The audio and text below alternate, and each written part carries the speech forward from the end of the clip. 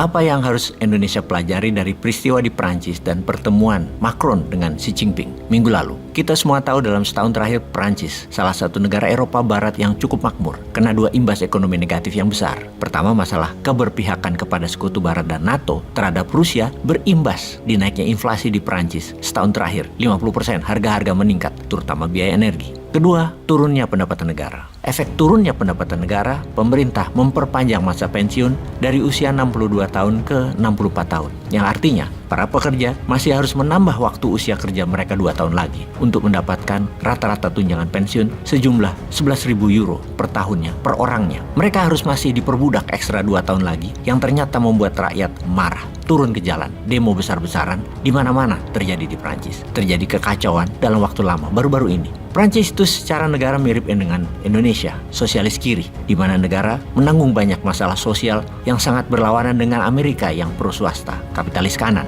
Bagi Prancis, pensiunan itu ada 2 macam, yang ditanggung swasta dan yang ditanggung pemerintah seperti pegawai negeri mereka. Bagi Prancis, beban APBN-nya atas ASN, tentara, dan polisi setiap tahun bertambah untuk dana pensiun tersebut, di mana sekarang nilainya adalah 13% tanggungan APBN Prancis terhadap dana pensiun, yang nilainya mencapai 140 billion dolar. Angka itu merupakan 60% APBN-nya Indonesia yang 140 billion dolar biaya pensiunan Prancis. Kalau di Indonesia angka tanggungan dana pensiun 120 triliun atau sekitar 4% dari APBN-nya Indonesia. Mengapa Prancis bisa 13% biaya pensiunannya? Karena populasi atau usia negaranya tua. Hanya 25% penduduk yang usianya di bawah 25 tahun. Sementara yang di atas 60 tahun ada 30%. Di Indonesia yang usia di bawah 25 tahun lebih dari 48%. Di mana yang usia di atas 60 tahun hanya 25%. Generasi muda Perancis tidak kuat menyokong kenyamanan generasi tua. Sementara generasi tua sudah capek kerja dari usia 20 tahun ke usia 62 tahun. Sudah 42 tahun kerja, diminta kerja 2 tahun lagi, jadi 44 tahun pengalaman kerja mereka. Ngamuklah mereka, para kaum pekerja itu.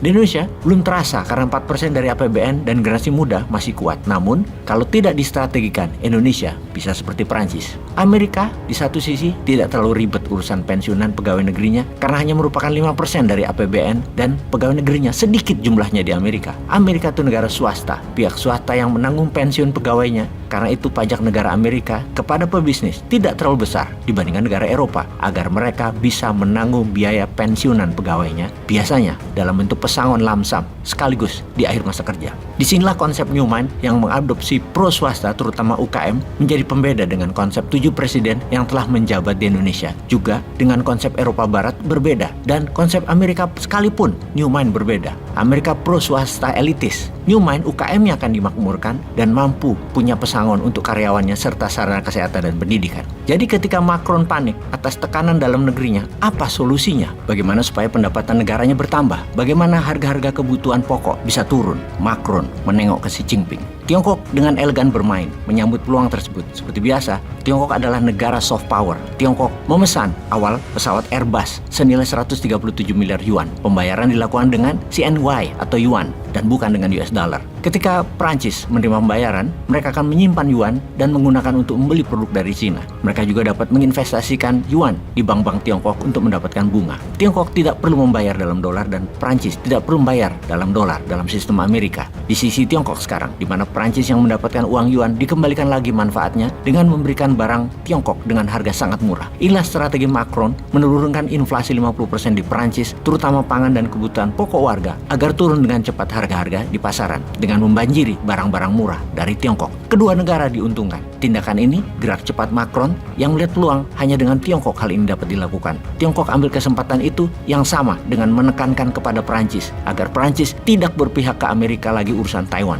Dari sisi Airbus, Prancis didukung Tiongkok untuk mengalahkan Boeing-nya Amerika. Airbus menambah kapasitas untuk membangun pesawat baru dengan Airbus membuka manufaktur baru di Tianjin, Tiongkok. Kedepan harga Airbus akan lebih murah dari Boeing dan Airbus akan jadi raja udara. Itu yang Prancis inginkan. Sekali lagi, hanya Tiongkok yang bisa support itu. Ini adalah pengaturan win-win untuk Prancis dan Tiongkok. Prancis dapat geoekonominya, Tiongkok dapat geopolitiknya. Itulah pemimpin kelas dunia melakukan manuver geostrategi dunia. Itulah ciri global player bermain. Berapa order yang diberikan ke Airbus dalam 20 tahun ke depan? Di mana Tiongkok dalam 20 tahun ke depan memerlukan 800 pesawat baru. Lebih dari 50%-nya ke Airbus. Ya takluklah Macron kepada Xi Jinping. Jadi apa pelajaran yang Indonesia dapat? Kapan Indonesia jadi seperti Tiongkok?